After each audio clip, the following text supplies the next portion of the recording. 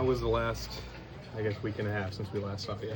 Yeah, I think it was a good reset. When got my family settled back in Tennessee, and then met the team down in El Paso, and got to work with the guys down there, and felt really good. Feel like it was a good 6 days, 6 games down there, and it's obviously you don't want to be put in a position where you're going to get optioned, and for me, I obviously have to play better and know that. And for me, it was getting back to who I am, and kind of being the player I know I am.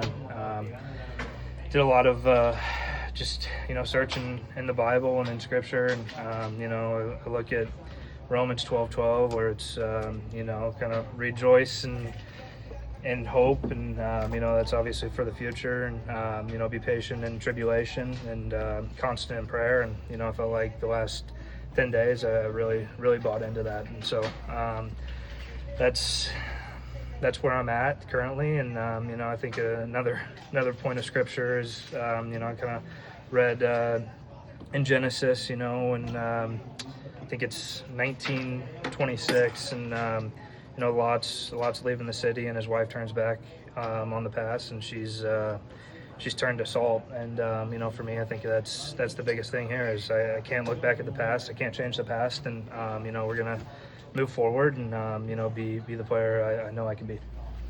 So, what did you find baseball wise?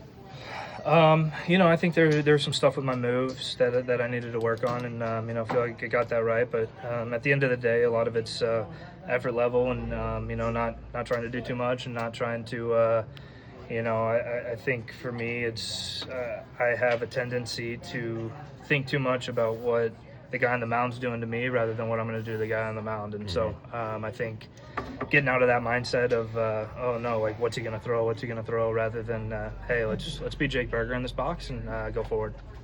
So does this feel like is this a fresh start moving forward? How do you, is it a fresh start? Is it a I don't know, how do you approach it in that sense? Does it feel like that to you? Yeah, I mean, I think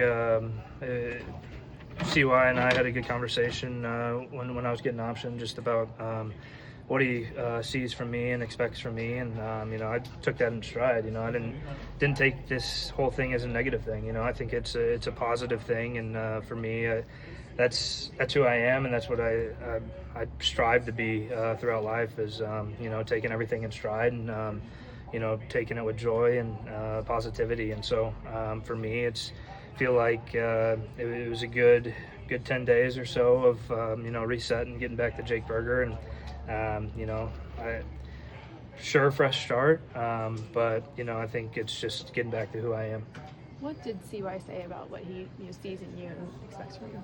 Yeah, I think for me it was, and for him, I think a little too much chase and swing and miss and stuff. And so when you look at numbers and whatnot, just trying to get those back into alignment with who I am. But at the end of the day, I think all those numbers go up just because of missing your pitch, right? And I was doing that consistently, whether it's a weak contact, or fouling off a pitch that I need to end the at bat on. And so that's the biggest thing here, and I think that kind of falls in line with kind of what I was talking about, what the pitcher's doing to me rather than me being on the hunt. And so if I can end at bats and but it's hard contact and on my terms, I think that's all for the better.